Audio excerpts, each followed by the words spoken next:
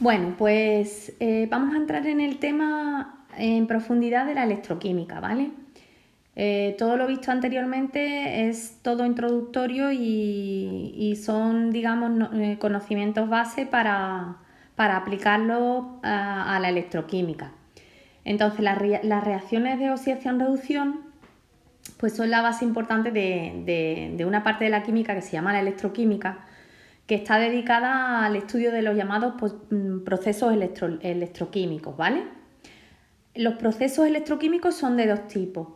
El primero consiste en la producción de una corriente eléctrica mediante una reacción redox, es decir, la reacción te da una corriente eléctrica y a eso se le llama vulgarmente las pilas galvánicas, ¿vale? Una reacción te da electricidad. El segundo tipo es el proceso inverso al anterior, es decir, que consiste en producir una reacción química de oxidación-reducción aplicando una corriente eléctrica, que es lo que se denomina la electrolisis, ¿vale?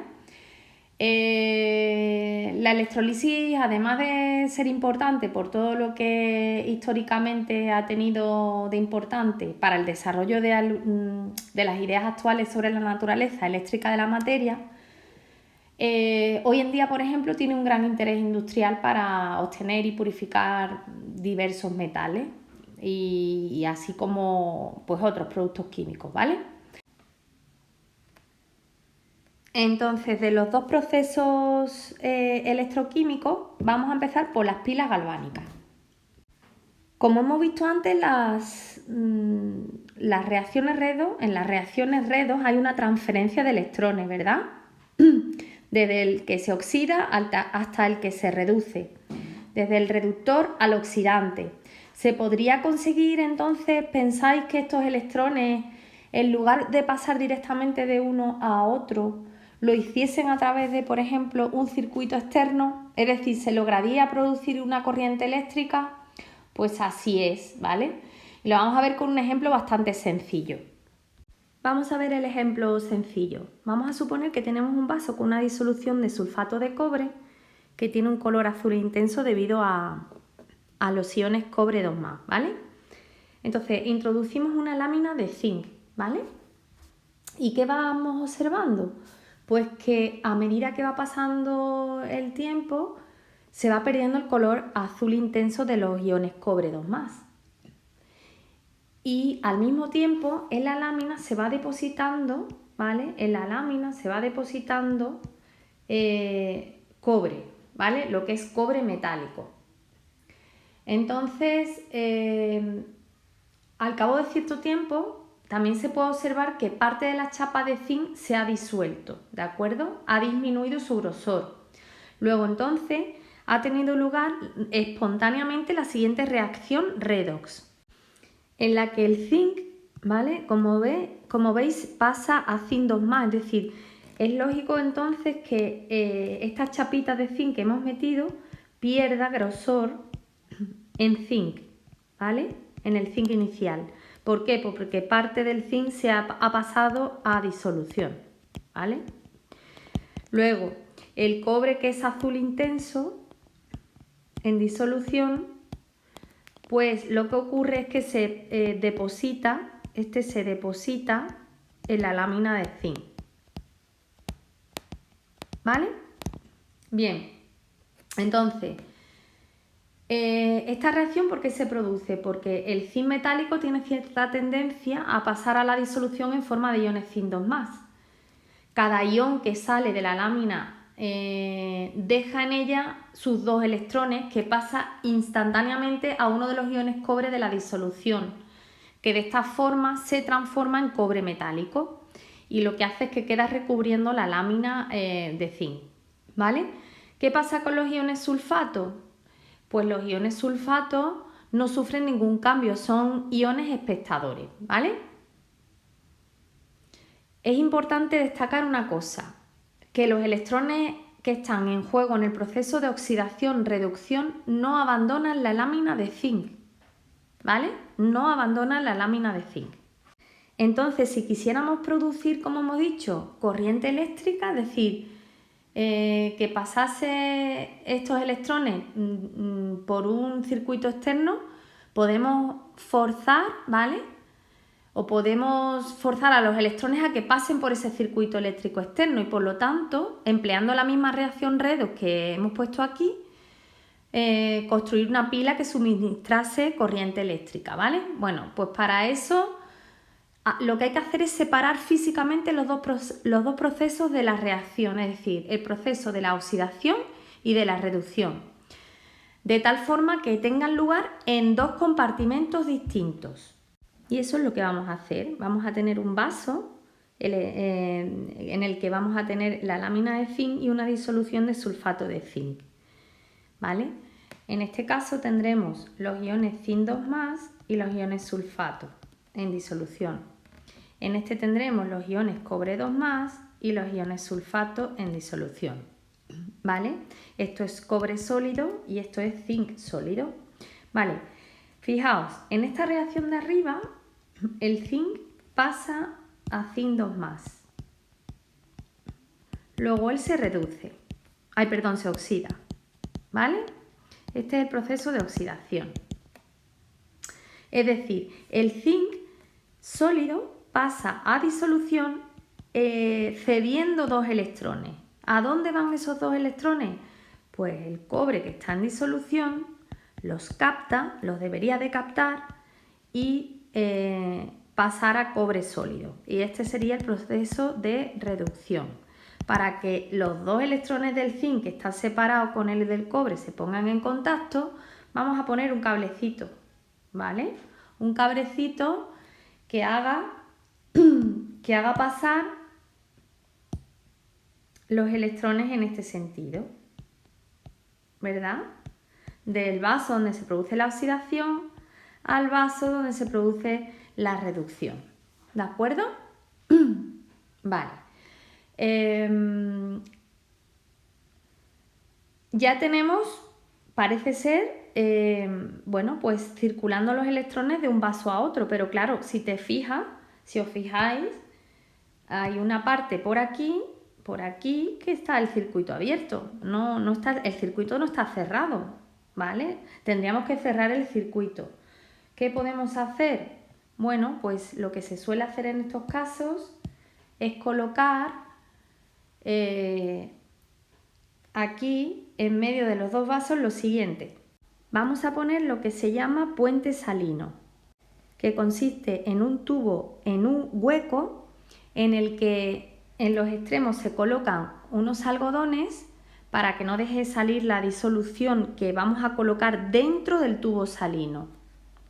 Aquí en estos extremos estarían los algodones que contienen la disolución que va aquí dentro y es una disolución que contiene una disolución concentrada de un electrolito inerte respecto al proceso redox, es decir, que no va a participar en sí mismo. ¿Qué tipos de electrolitos pueden ser? Pues cloruro de potasio o nitrato amónico, ¿vale? Entonces, de esta manera, este puente salino estaría relleno, ¿vale? De una especie, vamos a decir, de una especie de disolución, vamos a ponerla por aquí en otro color para que la veáis, de la disolución de KCl o de nitrato de amonio, ¿vale? ¿Qué ocurre? O sea, ¿para qué sirve el puente salino? Impide que se mezclen las 2 disoluciones, ¿vale? De los 2 electrodos, pero se permite la conducción por los iones. Y ahora vamos a ver por qué. Vamos a ver, es importante destacar que en cualquier pila circulan los electrones por el circuito metálico externo desde el polo negativo, vamos a ponerlo aquí en rojo, del polo negativo al polo positivo, ¿vale? Del polo negativo al positivo, mientras que aquí dentro del puente salino, pues lo que va a ocurrir es que los iones positivos, es decir, los K positivos, van a irse para compensar las cargas hacia el lado del vaso donde se descompensa la carga positiva. Ahora veremos por qué. Y los iones cloruro o los iones nitrato se irían, vamos a ponerlo en el mismo color, los iones nitrato, que son los negativos, se irían al vaso que tuviera un defecto de carga negativa, ¿vale? Debido al proceso. Fijaos, vamos a analizar en cada vaso qué ocurre. En este vaso de aquí, vamos a poner aquí, este es el vaso del zinc, donde se produce la oxidación, ¿verdad? Y este es el vaso del cobre, donde se produce la reducción. Vale. En la oxidación, el zinc en el vaso va a empezar a perderse el zinc, se va a debilitar, es decir, la lámina de zinc va a perder peso, puesto que de ella salen los iones zinc 2+, que pasan a la disolución, ¿vale?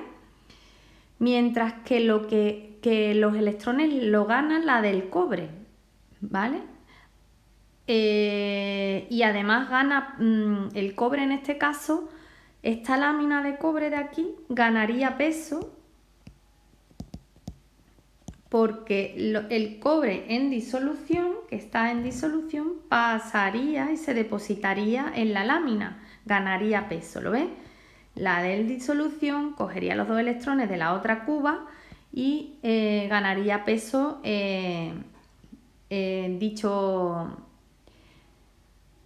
dicho electrodo, ¿vale? Dicha lámina. Sin embargo, los del zinc pasarían a la disolución los iones zinc 2+, ¿de acuerdo? Entonces, si te fijas en el vaso de la oxidación, en el de la oxidación, que es en el del zinc, va a haber una pérdida de zinc y cada vez va a haber en disolución más iones zinc 2+, ¿vale? En este vaso va a haber un exceso de zinc 2+, es decir, de cargas positivas. Por eso, dentro del puente salino va a haber un movimiento de cargas de los propios iones del KCl, que ya sabemos que se descomponen en K+ y en Cl-, para compensar las cargas. Fijaos que esta parte del puente salino está introducida dentro de cada vaso. Vale, pues lo que habría un movimiento interno de los iones. En este caso, como hay un exceso en este vaso de cargas positivas, los iones negativos, es decir, en este caso si fuera el cloruro, se irían a esta zona del vaso para compensar las cargas positivas con los cloruros, ¿vale? Pero aquí hay un tapón, no os olvidéis, no hay contacto entre ambas disoluciones, pero al concentrarse en esta zona, pues equilibrarían las cargas, ¿vale? Ya sabéis que los procesos redox son muy importantes a la hora de balancear las cargas. Igualmente, en el vaso de la reducción, lo que ocurriría es que se eliminarían las cargas positivas. Habría un defecto de cargas positivas, porque el cobre 2+, ¿vale? El cobre 2+ va a desaparecer y se va a transformar en cobre.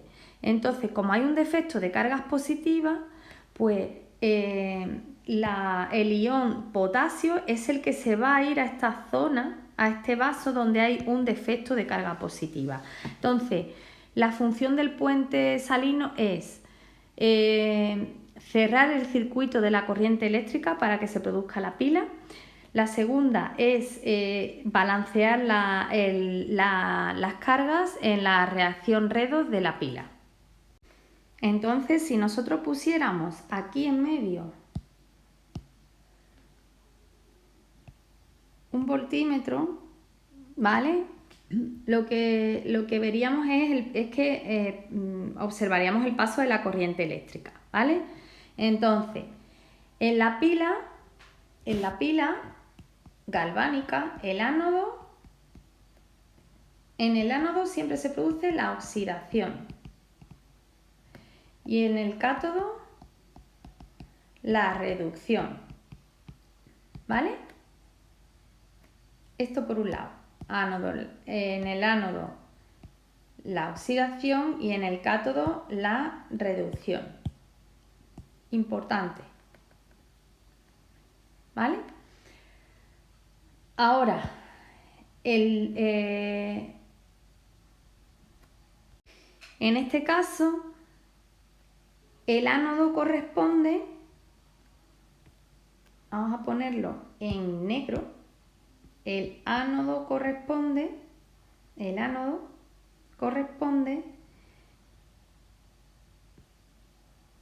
al polo negativo, ¿vale? Lo veis, ¿no? Que estaba aquí, polo negativo.